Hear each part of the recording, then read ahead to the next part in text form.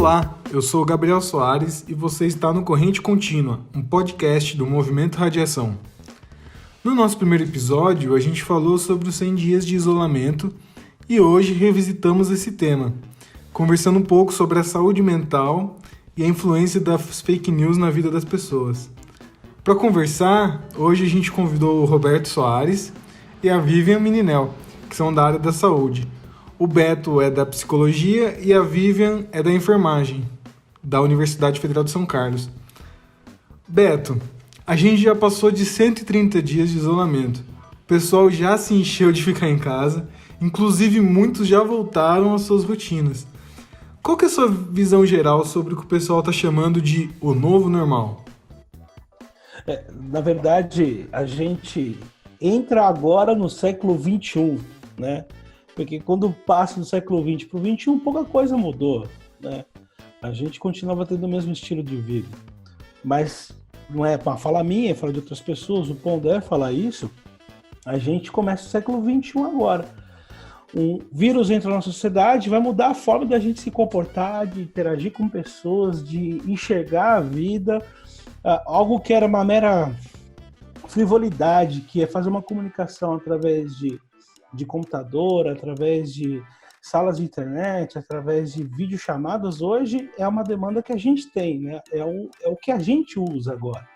Então as coisas mudaram assim, sensivelmente para a gente, né? No que se refere a relacionamentos, no que se refere a enxergar o mundo, até a gente mesmo, como a gente sai para fora, como a gente, até na hora de você usar um carrinho de supermercado, você não vai usar se ele não estiver higienizado, e eu entendo que isso vai ser daqui para frente. Então aquela história de que a gente tem muito forte na cultura, de comer na rua, isso vai mudar, isso tudo vai alterar, né? E é claro, né? A gente ganha aí um fator que no Brasil não existia, que é o fator medo, né? Então você vai em países da Europa, nos Estados Unidos também, que tem o furacão, tem o terremoto, então os caras já ficavam assim meio em pânico quando vinha uma história dessa. A gente, graças a Deus o Brasil não tem nada disso. Né? O Brasil, a gente não passa por nenhum. A gente está vendo aí uma catástrofe, né? É assim que eu qualifico o coronavírus, né? Uma catástrofe sanitária, e a gente está apavorado, né? Então isso muda muito a forma da gente enxergar essa história também. Isso tem afetado também bastante o emocional das pessoas, né? Todo mundo tá meio apavorado aí. Principalmente eu vejo que quando o vírus atinge algum conhecido, né? Olha, eu acho que compartilho da fala do Beto e acho que o problema é o que essa nova situação trouxe para cada um de nós. Essa sensação de medo, ela tem gerado muito sofrimento nas pessoas.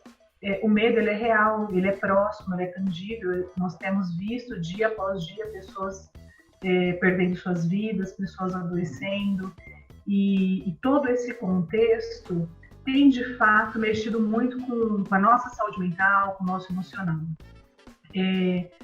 Algo que essa pandemia trouxe, provavelmente essa situação vai se manter nesse novo normal, porque mesmo com a retomada das atividades, mesmo com o retorno ao trabalho, a gente está falando de um novo contexto. E nesse novo contexto, a gente vai precisar compreender que as relações não serão as mesmas. Então, hoje a gente tem o uso das tecnologias para tentar manter o contato, para tentar manter o vínculo, mas o distanciamento físico é algo que tem gerado muito sofrimento e que tem uma tendência desse distanciamento se continuar, se prolongar nesse novo normal. Eu acho que tudo isso que o Beto trouxe faz com que a gente reflita um pouco como que nós temos cuidado da nossa saúde nesse contexto e como nós temos cuidado da saúde das pessoas que nos rodeiam nesse contexto que é tão diferente, tão novo e que a gente não tem nenhuma experiência pregressa para lidar com ele. Tá, e como é que a gente enfrenta isso, né? Aí a grande questão, né? Porque isso vai mudar a nossa cultura. Para a gente enfrentar tudo isso, a gente tem que ter uma mudança de cultura. Nós somos um povo que é caracterizado por abraços, por beijos, por pegar na mão. Tanto é que quando a gente vai se relacionar com alguém que é de fora do país, é muito difícil, né? Porque ele não tem esse negócio de chegar e já receber um abraço. O brasileiro tem isso. E todo esse contexto que a gente tem da pandemia está mostrando para a gente que talvez isso de se abraçar, talvez não vai mudar muito. E é claro que isso vai me fazer me sentir, né, um pouco mais na minha, um pouco mais menos amado, talvez.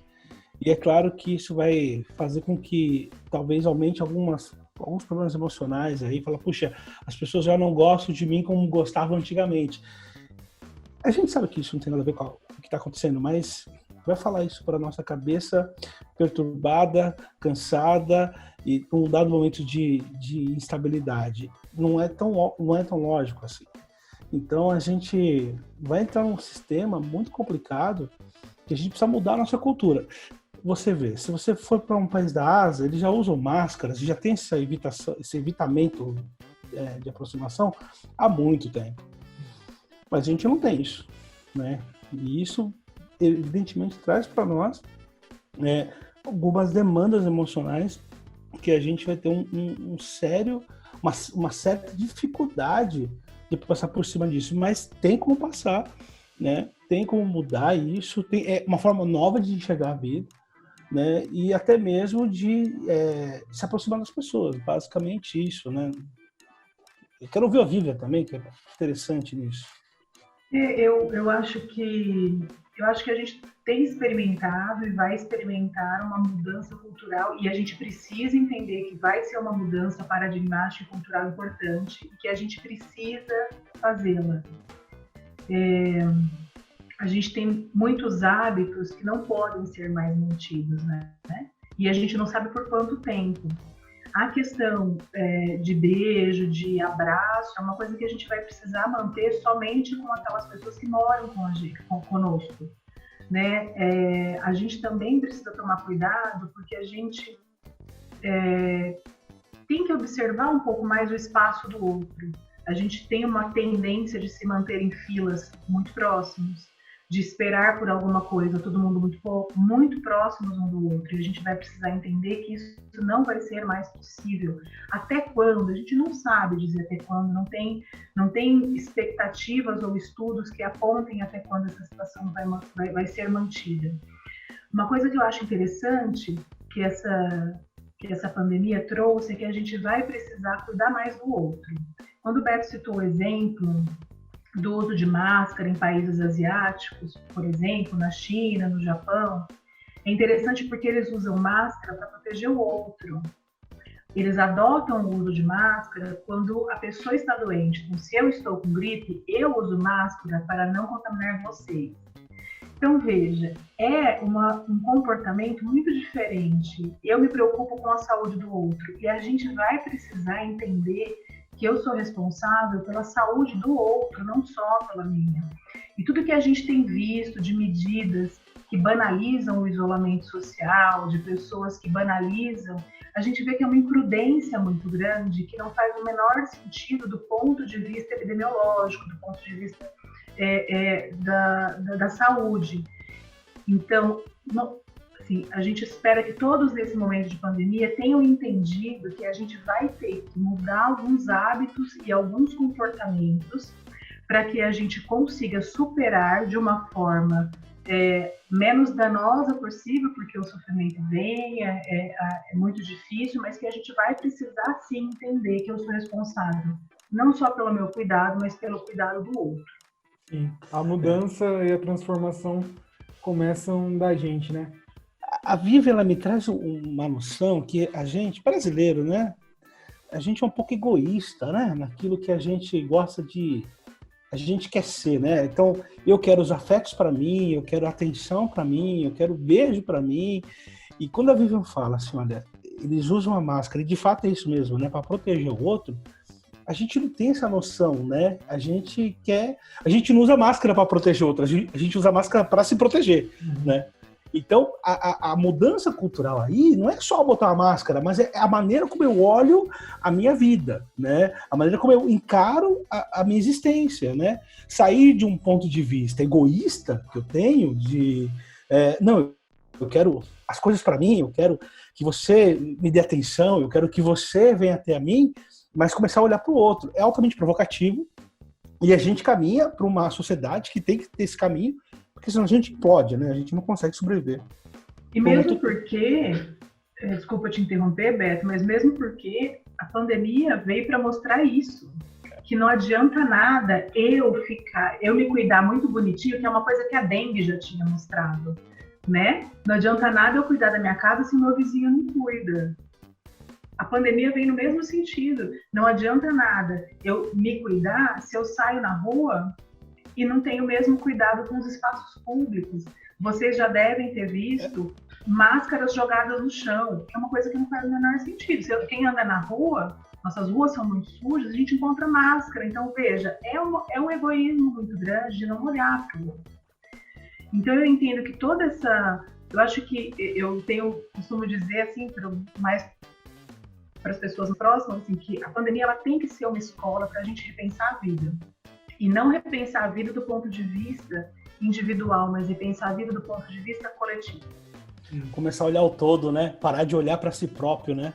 As pessoas estão brigando pelo direito de não usar máscara. Isso é um absurdo, completo. Exato, e a gente vê, né, muita gente que está realmente desinformada nesse sentido. A gente vê muita desinformação em redes sociais e até televisão. Alguns veículos, às vezes, não tratam com tanta responsabilidade as questões, né? E como vocês veem que isso pode prejudicar no nosso combate, no nosso enfrentamento a isso? Olha, Gabriel, eu acho que você abriu uma discussão muito ampla, que é falar de fake news, né? É falar de notícias que não são subsidiadas, que não são fundamentadas em verdades e acabam confundindo a população que muitas vezes não sabe onde consumir informações confiáveis. Eu acho que, assim, as pessoas têm que buscar esclarecimento e quem tem esse esclarecimento precisa compartilhar, da forma como for. A gente tem que explicar para as pessoas, assim, por que a gente está usando máscara, né? Por que a gente está usando o álcool gel? Por que a gente está usando o álcool gel 70 e não qualquer concentração de álcool gel? As pessoas precisam entender. E a gente precisa compartilhar. Quem tem acesso precisa ajudar quem não tem acesso, porque a gente não cai em falácias e comece a adotar posturas que são extremamente danosas para a sociedade. Só para deixar uma dica aqui, tem sites muito confiáveis e eu vou deixar um site só aqui, depois vocês puderem colocar, que é o site do InformaSUS. A Universidade Federal de São Carlos, ela montou uma plataforma para divulgar informações baseadas em evidências. Então, semanalmente, nós disponibilizamos diversos textos que são embasados em estudos, em pesquisas que são confiáveis, em recomendações da Organização Mundial da Saúde, de outros órgãos nacionais e internacionais. Então, assim, é sempre importante buscar essas informações, eu estou deixando essa como dica, mas buscar informações que, de fato, as pessoas possam confiar é algo que é indispensável. Tem uma coisa da fake news, que além da própria informação ser ruim, ela por si só ela é ruim, falsa, né? É a motivação pela qual a pessoa compartilha fake news, né? Então, ela não está se importando se... Na verdade, ela sabe que aquela informação não procede, mas só para sustentar o ponto de vista dela, né? Então, não importa aquilo que você pensa, não importa aquilo que está certo, o importante é que essa informação ela sustenta o meu ponto de vista, eu estou colocando ele aqui, e nesse mundo maluco que a gente está vivendo, essa polarização doentia, porque eu não posso argumentar, né? Se eu argumento alguma coisa com outra pessoa no outro ponto, é quase que uma briga religiosa em cima disso, né? E aí eu compartilho informações falsas para sustentar meu ponto de vista, só para falar, olha, eu acho que é isso e ponto, acabou. Aquela fala que você teve, Vivi, que é muito interessante, a gente olhar para o coletivo, a gente olhar para o grupo. Se a gente tiver isso muito bem estabelecido, a fake news, ela por si só ela vai deixar de existir, porque, peraí, até que ponto que eu estou escrevendo aqui, estou colocando aqui, ela é verdadeira? Ela não é verdadeira, então não vai funcionar para o meu grupo, não vai me ajudar em nada, não vai ajudar nada o grupo, né? Mas as pessoas, elas não pensam assim. Se a gente não mudar a nossa cultura e começar a olhar para o próximo, né? E aí que isso não é papo de crente, né? Isso é uma noção de civilidade, de cidadania, né? Se eu não começar a olhar para o próximo, se eu não começar a olhar para o grupo onde eu estou inserido, e começar a fazer, parar de fazer esse tipo de coisa, porque isso não dá contribuir em nada, eu vou fazer com que minha sociedade se afunde cada vez mais. E aí não adianta reclamar que a sociedade é ruim, ela é maldosa, ela é injusta, porque eu faço parte do sistema e estou fazendo a engrenagem da injustiça rodar, entendeu? Então isso é muito louco. E isso faz parte do nosso consciente coletivo, né? Mas isso aí já é uma outra história, uma outra meta agora. Além disso, a gente vê muitas informações que são falsas ou são meias verdades que acabam prejudicando, né, essa conscientização das pessoas, esse pensamento no coletivo, né, acaba influenciando as pessoas de uma forma errada, né, e as redes sociais têm um importante papel nisso, né. Eu acho que só para fechar, porque eu sei que eles vão editar, mas eu acho que a gente meio que fugiu um pouco do assunto. Entrou a faceta sociólogo meu aqui. Então, o psicólogo está morto, enterrado. Olha, né? eu que sou uma pesquisadora, presta atenção, da questão do trabalho. Você já entendeu todos os meus pressupostos teóricos, né? Então, eu sou uma estudiosa do trabalho, da saúde trabalhadora, então a gente vai ficar aqui sociologando por muitas horas. Esse é o problema de alguém que gosta desse assunto, meu Deus do céu. E não tem com quem conversar, essa é a verdade. Olha lá, Beto, acho que a gente vai ter que fazer umas lives, assim, de outros assuntos aleatórios, não lives, assim, bate-papos. Né? Mas para tentar de alguma forma amenizar esse sofrimento, voltando para... É importante a gente primeiro... algumas coisas são legais, né? Primeiro, a gente tem que começar a parar de comer tudo que vem pela internet pra gente. As pessoas, elas comem tudo que vem. Notícias boas, notícias ruins, notícias falsas, notícias verdadeiras. E eu tenho que ver todos os jornais, né? Tem a Globo News, o cara tem que assistir o jornal das 6, das 8, das 9, das 10, e assim vai. Notícia só se repete. E aquilo é uma carga de informações, e não são informações boas, né, que vem. Morreu tantos não tem UTI mais, é tanta coisa que faz com que a gente, essa grande quantidade de informações está fazendo mal para a gente. Veja, ela não é só do coronavírus, isso vai acontecer para sempre, já vem acontecendo há um bom tempo e vai acontecer para sempre. A gente é altamente informado, eu sou muito mais informado hoje que os meus pais, e nem vou comparar com os meus avós. Mas a gente tem que saber lidar com esse excesso de informações, ao ponto de a gente poder falar, não, agora eu não quero informações, eu vou para outro lado. E também entendo que uma outra forma da gente amenizar o sofrimento é ter momentos de contemplação, né? Como assim? A gente parar, porque essa história de home office, a gente mistura tudo, trabalho, lazer, família, tudo está dentro de uma tela, né? E a gente faz tudo ao mesmo tempo. A gente começar a se organizar no nosso dia a dia, eu tenho a hora do trabalho, eu tenho a hora da minha família, eu tenho a hora minha hora que eu preciso ter um momento de contemplação, de botar meus pensamentos no lugar. Isso é saudável. Eu preciso ter um dia que eu desligue o celular e do WhatsApp, porque o WhatsApp é uma coisa que mata a gente, e agora, nesse momento que a gente está vivendo, nesse novo normal, o WhatsApp está virando uma coisa assim descontrolada na nossa vida, né? Então, algumas pessoas tocam o WhatsApp, elas ficam desesperadas. Tem gente que não usa aquela função dormir do celular, que não é para o celular dormir, é para a gente dormir, na verdade, né? E a pessoa já passou, você está dormindo, de repente, é desesperador, né? Aí põe no silencioso o celular, no meio da noite, 2 horas da manhã, porque não para esse negócio. Então, tem momentos que você desligar o celular, se desconectar, ao mesmo tempo que a gente está completamente conectado o tempo todo, né? Vai ter momentos que a gente precisa se desconectar para a gente conseguir passar por esse momento, para a gente não só por esse momento, para a gente sobreviver a essa nova normalidade, para ter uma saúde emocional minimamente estável, né? Então a gente não, talvez a forma como a gente se relacione mude, e aí a gente precisa também de alguma forma exercitar confiança na outra pessoa, porque a gente só confia se a gente pegar na mão dela. Não, peraí, eu posso confiar nas pessoas olhando nos olhos delas aqui nessa tela, por exemplo. Então, a gente precisa tomar entre outras coisas, né? A gente só pode mudar alguns dos nossos comportamentos aí, de forma de enxergar a vida, para a gente passar por isso, né? Só para complementar, eu acho que a gente tem que estabelecer rotina mesmo. O Beto traz isso muito bem. A gente tem que estabelecer uma nova rotina no novo normal, que não é a rotina que a gente tinha antigamente.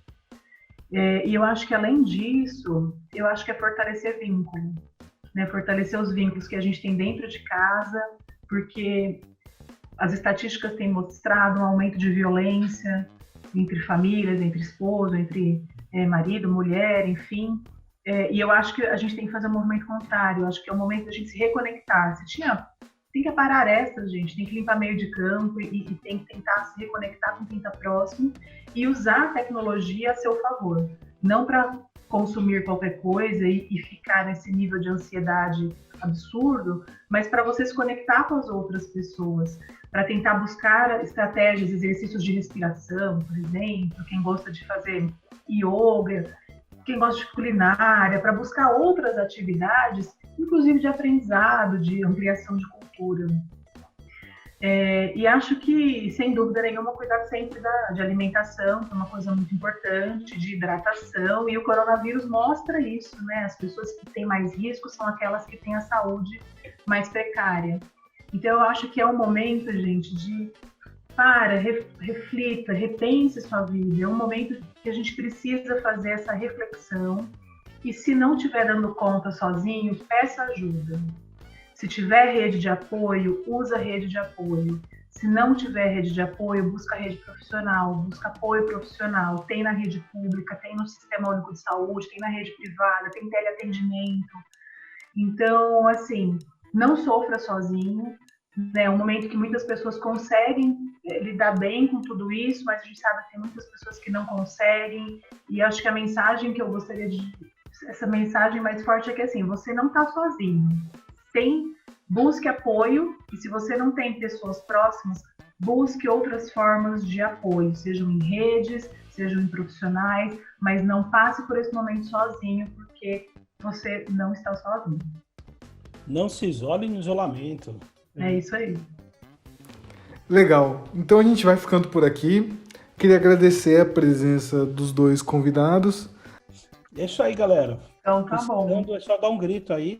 Se ficou bom esse negócio aí, estou à disposição. Se não ficou bom, Espero que sim, porque... Foi o Pondé falando, só dobrando. Também estou à disposição, viu, Gabriel?